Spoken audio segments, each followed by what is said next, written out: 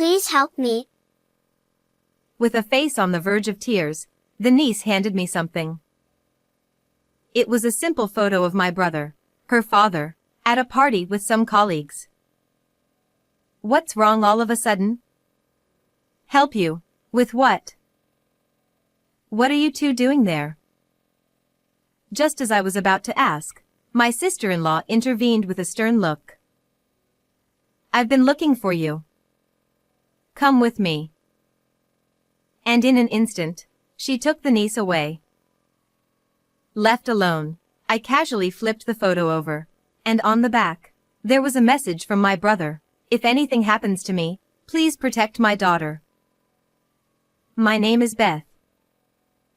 I'm 32 years old and work as an office clerk at the construction company my family runs. My brother, who was 10 years older than me, was hardworking from a young age and carried the heavy expectations of being the heir to our family business. Everyone, including me, assumed that he would inherit the company. However, after graduating from high school, he increasingly clashed with our father and grandfather over management policies. It seemed my brother had no intention of taking over the company. I love being a carpenter, but I'm not doing it to inherit the business. He would say this all the time. Then one day, I've met someone I want to marry. He brought home a woman. Her name was Sarah. With her easygoing personality, she quickly bonded with our family, but she never lived with us. I'm getting married and moving out. What? You're not going to take over the company? You know how I don't get along with Dad. Sorry for the trouble, but this is how it's going to be. With that, my brother gently patted my head and, just a few days later, got married and moved out. Even then, he kept in touch with me, chatting about trivial things. Sarah's dinner tonight was delicious, as always. She's a nutritionist, so she makes sure it's good for my high blood pressure. Yeah, I've heard that many times. You never get tired of bragging. I was genuinely happy as long as my brother was happy. A few years after they got married, my niece Summer was born. From then on, I would occasionally meet with my brother and his wife. They seemed very happy, and their daughter grew up loved by both of them. When the niece turned 10, talks of mending our family's relationship with my brother began. If we could laugh together as a family again, nothing would make me happier. But that wish was never granted. One day, while I was working as usual, my sister-in-law called me, which was unusual.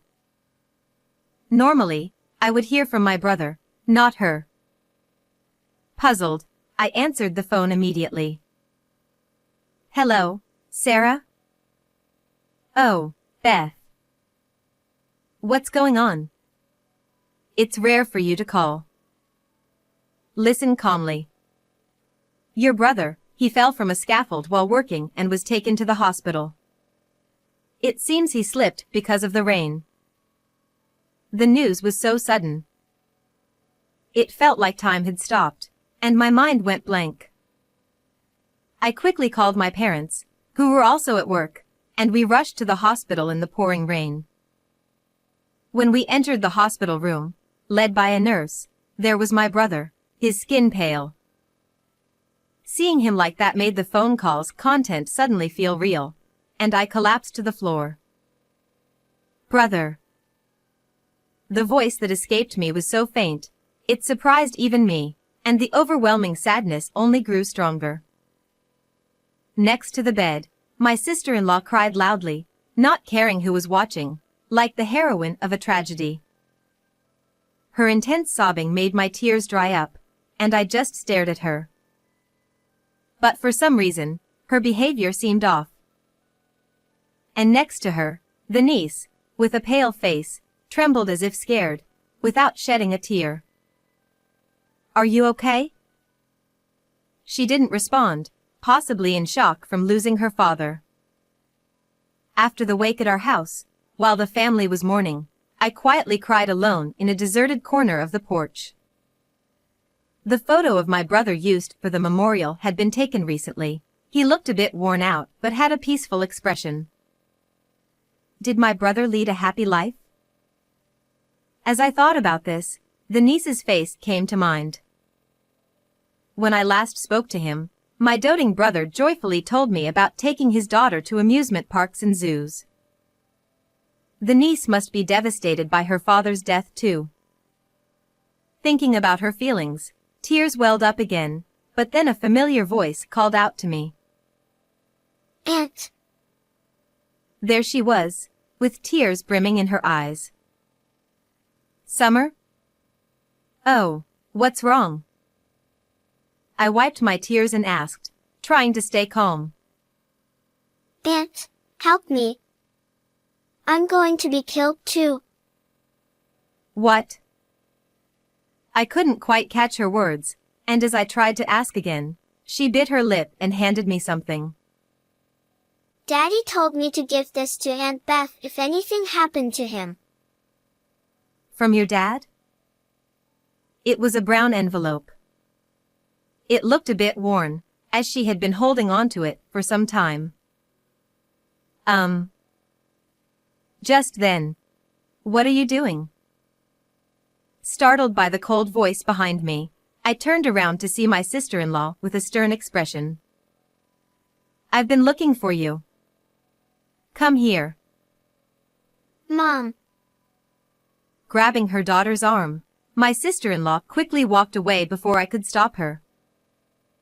She had always been friendly and kind, but now, she seemed like a different person. It's right after her husband died, so maybe it's natural. But the niece also seemed a bit strange. Left alone, I opened the envelope and found a simple photo inside. It looked like it was taken at a party. My brother was smiling with a few colleagues. I instinctively turned the photo over. There, in my brother's slightly angular handwriting, was a message.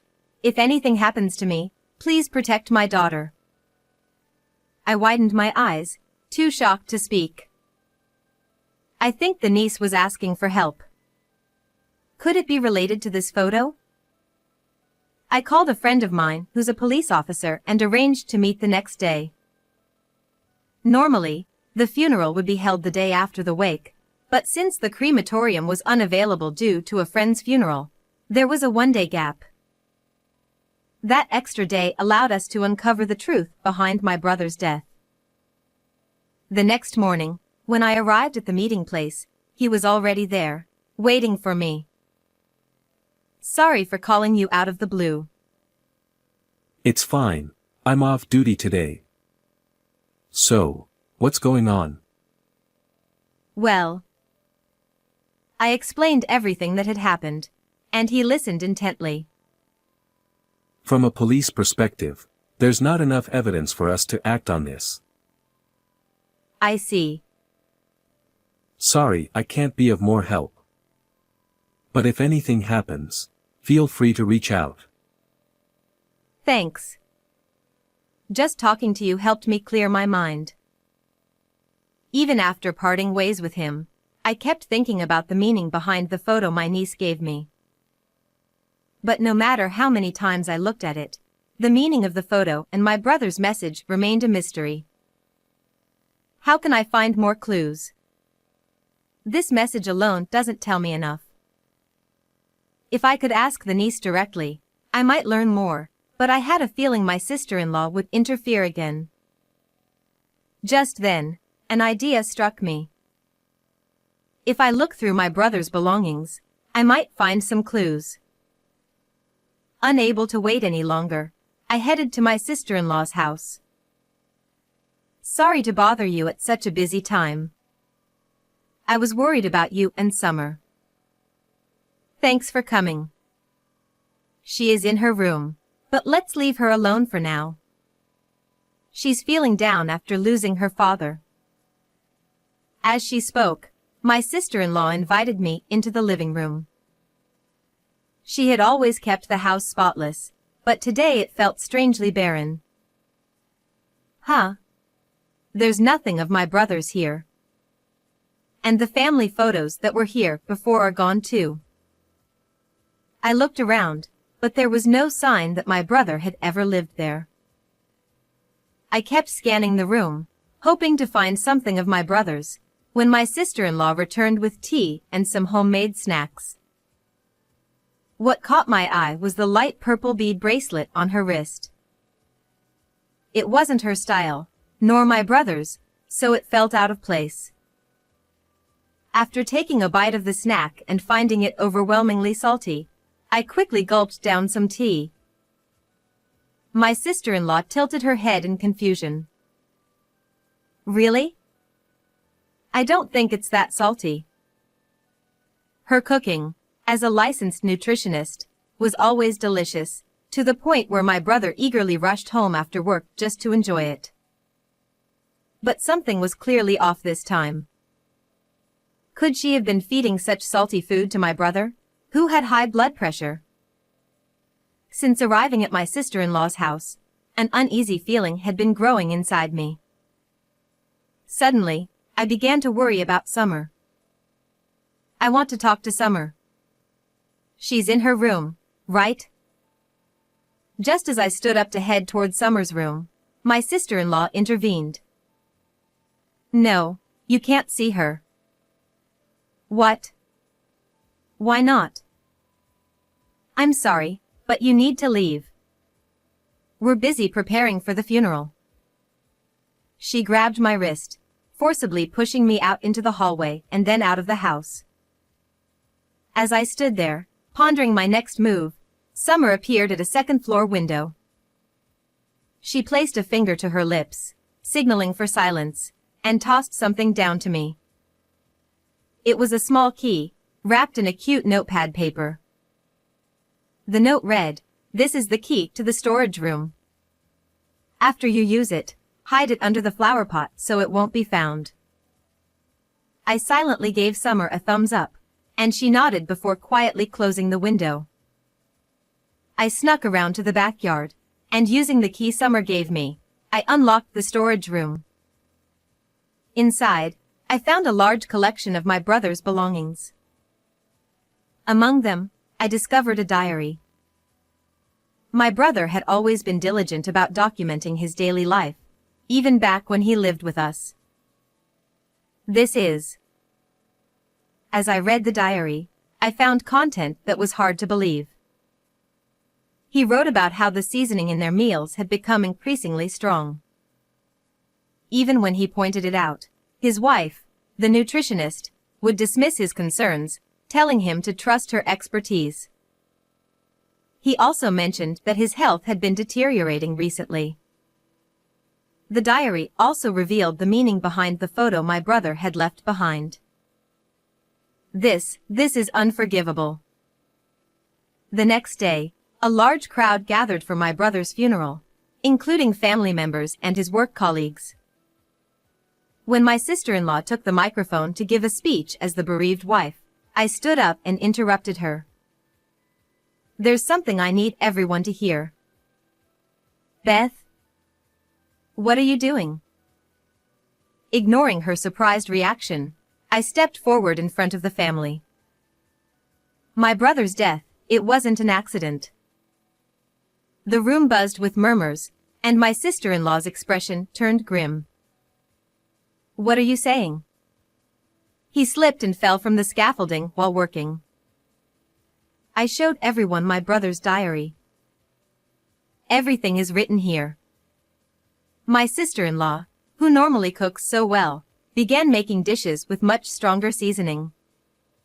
My brother's health started to decline, and despite his high blood pressure, he was being fed salty snacks and soup daily, with no option to leave anything uneaten.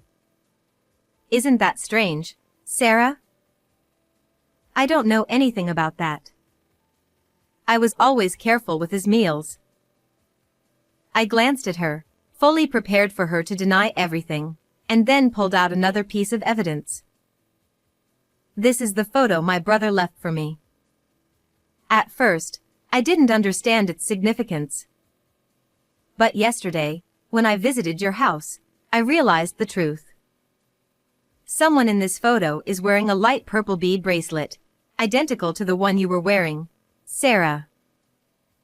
As I pointed to the person in the photo, all eyes turned toward them. Max, you and Sarah were having an affair, weren't you? My brother trusted you more than anyone else as his colleague. So why would you do this? The room erupted into whispers, while my sister-in-law glared at me, and Max looked pale and visibly shaken. I had known Max for a long time.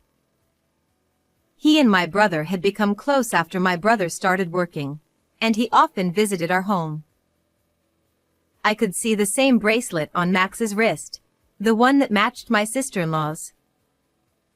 My brother must have been deeply conflicted, knowing that the person he trusted the most was the one betraying him, and possibly even trying to take his life. That's why he couldn't bring himself to speak plainly and left this photo instead.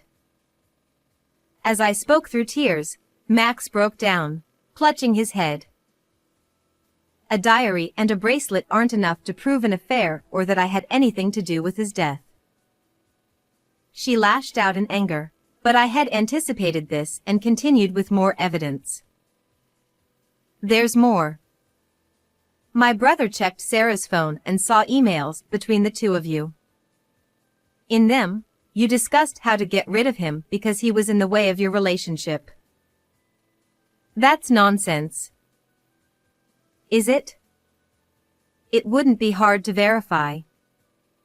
At first, you considered using his high blood pressure to slowly poison him with salty foods, but it was taking too long. Desperate to be with Max, you asked him to stage an accident at the worksite, to push my brother from a height on a rainy day, and to say he simply slipped if anyone asked. Isn't that right? I never said that. It was all his idea.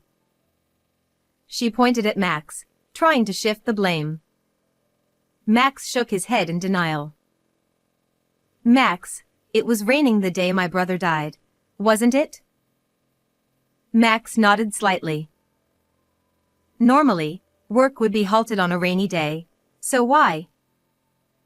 It was just a drizzle, and the deadline was close, so she said we should go ahead. I thought it was an opportunity. My brother trusted you as a friend, right up to the end. I heard someone gulp audibly as Max turned to Summer and fell to his knees, bowing his head. I was led astray by her, and I've done something terrible. I'm truly sorry. Summer looked at him with sorrowful eyes as he continued to apologize, tears streaming down his face. Even then, my sister-in-law kept shouting. I didn't know anything. I'm not guilty. Will you submit the incriminating emails to the police? Max handed over his phone, and at that moment, my sister-in-law finally realized it was over. A police officer, a friend of my brother's who had attended the funeral, arrested them both, bringing them to justice. Afterward, they were given long sentences. Thanks to the efforts of the lawyer I hired, Summer was able to receive $100,000 from the Crime Victims Compensation Program, which helps victims' families regain peace in their lives. Although she was deeply affected by the incident and took time to recover, she eventually became more cheerful after being adopted by me. I vowed to give this child all the love that my brother would have. How did you find this story? Don't forget to subscribe to the channel. See you in the next video.